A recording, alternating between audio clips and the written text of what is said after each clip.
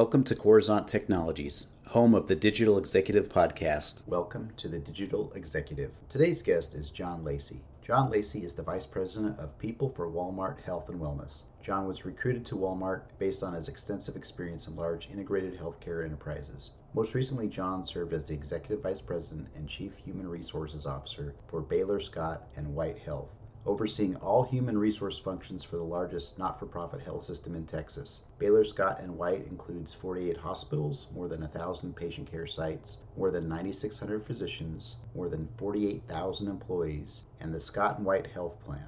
Under John's leadership, Baylor Scott and White has been nationally recognized as one of the best workplaces in healthcare by Great Place to Work and Fortune, and also named to Glassdoor's Best Places to Interview list. Well, good afternoon, John. Welcome to the show.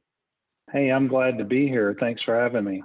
Awesome, John. This is amazing. Appreciate you jumping on a podcast late in the day here on a Friday, but we do appreciate it. And I'm glad Cindy did connect us together. So let's jump into the questions. John, you've got quite the career in healthcare and human resources, and now you're the Vice President of People for Walmart Health and Wellness. Could you share with our audience the secret to your career growth and what inspires you? All right, I'd love to do that. I've been in human resources about 28 years, and it's really flown by. How I got into it in terms of what inspires me, I was working in the Peabody Hotel in Memphis, Tennessee, which is a elegant, charming Southern hotel, kind of like a Ritz-Carlton. And I was working in guest services. I was a supervisor with the bell staff. And one afternoon, people from the Human Resources Department were in a hurried frenzy to find people to help them. They had gotten overrun with a job fair. There were a lot of applicants to interview, and they were asking anybody in supervision to help. And so I was like, yeah, that sounds interesting. And I spent my entire shift helping them out interviewing and instantly fell in love with the work. In fact, I guess I loved it so much that I made an impression. And the following Monday, the general manager of the hotel wanted to have a meeting with me and had heard about this. And he said, I'm going to create a new position in the Human Resources Department as an employment manager, and I want you to be it. And that started my career in HR. And then I went on from there, moving into the fields of training and development, organizational design, employee relations. And then I really knew I wanted to make a career out of it. So I finished my degrees and business degrees with an undergraduate and a master's in management, and got the bug for healthcare. And so about 24 years ago, got in healthcare, and I've been with several large, integrated, complex healthcare organizations. And I'm sort of drawn to that complexity. Healthcare is really challenging. It's not simple, but it makes such a profound difference in people's lives.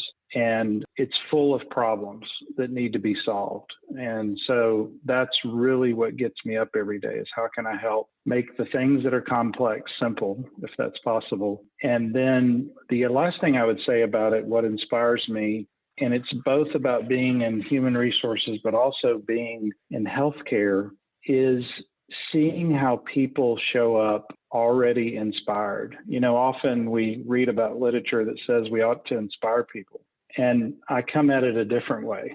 I think people are already inspired. I think our job is to work on the things that demotivate them. And how do we unlock the passion that people have so they're leaning into their strengths and their own passions? And so I think human resources is in a unique position in companies to do that. And obviously healthcare, where people go into this as a calling, and no matter what their role is, they make a profound difference in people's lives at some of their most challenging moments. Thanks for sharing, John. I appreciate the inspiring story. And a lot of times as we start our careers, we have that sort of experience that just kind of grabs our attention and presents an opportunity for us to pursue. So thanks for sharing. John, as you know, everybody globally has to make major shifts to adapt to this new normal in the pandemic. Could you share with us what you're doing to help your organization stay relevant in this economy? Absolutely. Where I would begin with that is, first and foremost, when I look at through the lens of our work in human resources, COVID-19 is something that the human resources and people departments naturally would need to lead around, because it is the impact to people. and it's profound in that impact. So I think from the beginning when this happened, that there was a call to action for human resources leaders in particular of stepping up. And how do we protect the associates of the company? How do we provide mechanisms to, and something that was so quickly unfolding? If we all went back in a time machine, all of us can remember early on, we had more questions that were unanswered than were answered about the nature of it. How does it spread? What precautions should you take? It was so fast moving. And I think it was really critical at that time for human resources to step up and lead. And so we did that across Walmart. And Walmart Health and Wellness as a division had an opportunity to turn and help the organization internally with our expertise. And so one of the things we were involved in right away is how do we protect our associates in terms of the safety measures of gloves and mask and distancing. And then quickly, how do we do assessments of associates when they come to work so that we know that they're safe and that those that are going to be around are safe, and all of the things that flowed from that. In fact, we're now leading into the next chapter, if you will, which is the vaccinations. And so we're now leaning into that. How are we going to go through the process as various stages of our associates become eligible to receive the vaccinations, and all the questions that come to that, because it's just a moment again where it's evolving quickly. Now, in terms of innovation, we have heavily partnered and relied upon our tech and product partners. It's really important to leverage all of those tools. And so we've done things such as apps that we use for screening associates, things that would be used to communicate and remind of safety measures. All of those things are critical. In fact, not just on the internal side, but on the external side. We've done a lot of innovation with our partnerships with those groups. And you may have seen news where we're piloting drone delivery of COVID-19 tests. And so we've really approached it across the board of leveraging all of those tools. How do we move with speed? How do we put in paramount the safety of our associates and our customers?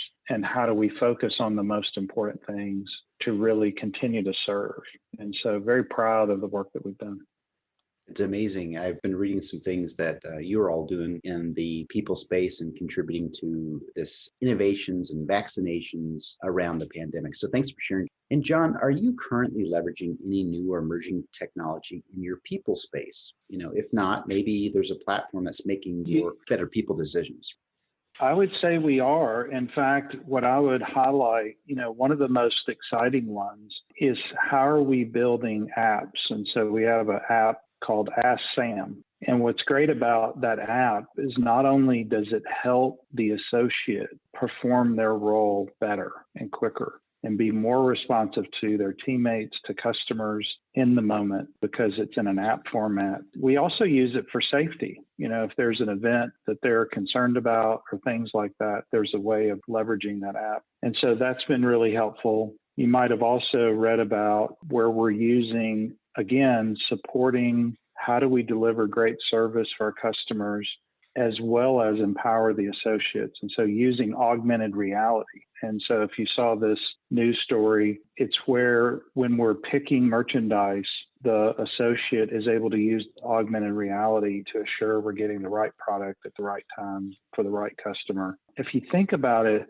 it is really challenging for all of us to go about our jobs, especially now. And anything you can do to take the friction out, to avoid wasted effort and reduce errors and get things right on the first time, I think it gets back to my points earlier. That's when associates and team members become unlocked and excited because we're making their jobs easier so that they can do what they get excited about, which is delighting the customer. Thank you for sharing, John. I think that's amazing what you're doing to use or leverage the new technology to help associates and to help your customers. And John, last question. Our audience would like to know a little bit more about John Lacy. Could you share something from your career experience that would be helpful for those looking to grow their career in human resources or leadership?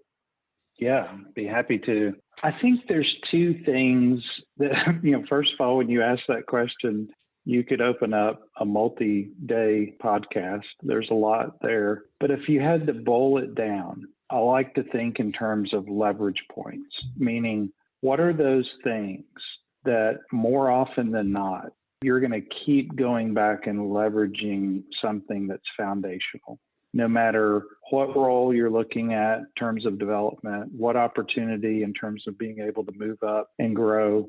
And I would say those two things are, one is courage, and the other is understanding yourself and self-reflection. I want to just talk for a moment on both of those. So first of all, on courage, what leaders are looking for, and I think this is historical. I think you can look across not just companies, you can look in personal lives, you can look in education, government, military, sports. What leaders are looking for when someone is advanced, they're looking for that person that takes the initiative. I think there's an expression out there, taking charge and doing what's right. And those natural leaders are the ones that have that courage. They have that heat shield. They're not waiting for a cue or waiting for someone to let them know it's okay. They are stepping up and they're doing the right thing. And courage isn't easy for everybody. If you feel uncomfortable, you're likely engaging in courage. And so there has to be sort of a level of maturity and understanding that if I'm going to be a great developing, advancing leader, I got to be willing to be uncomfortable. And I got to be willing to look at failure as a teacher. And failure is you can never look at it as a confirmation or validation that you should have not been courageous. I think that's the trap, is when we find ourselves being courageous and we make the mistake and then we go, well, I'm not going to do that again. And my encouragement to everyone is, yes, do it again and be courageous. And so I think that's the first part. The other part about understanding yourself is simply this, that if you're going to grow in your career and if you're going to be in a position of influence where your role is to influence others, you may be a leader of leaders who are leaders of leaders or then key contributors. And so the more you move up, the more important it is that you're influential and the larger your span of control becomes, that you really become effective at influencing skills and maximizing people's talents and exciting them. Then that means you really have to understand people. You got to know how they tick. So you kind of put it together this way. You can't lead people and get great results if you don't understand people. But you can't really understand or lead people if you first don't understand and lead yourself. And that is the key, because when you really understand yourself and you hold yourself accountable, you coach yourself, and I do it every day. I've been doing this almost 30 years. I get up in the morning and I coach myself, and I have a player coach conversation with myself. What's my mindset today? What do I got on my agenda? If I can only get one thing right, where do I need to make the difference? What are the things that are likely going to pop up on me and try to divert my attention in the whirlwind of the day? And at the end of the day, I do a debrief with myself. What went well? Where did I really make a difference with someone? What's probably the biggest mistake I made today, and what did I learn from it? And so I think it's the most powerful leaders, the people that have been the most successful. I think when you get to know them, you'll find out they spend as a foundation time with themselves, and they really understand themselves and they coach themselves. It just makes them that much more effective in understanding others so that they can influence and lead others. John, I appreciate that share. That's certainly some insight or a nugget of wisdom that will be very helpful for our global audience. So thanks again. And John, it was a pleasure having you on today. I look forward to speaking with you real soon. My pleasure. Thank you. Bye for now.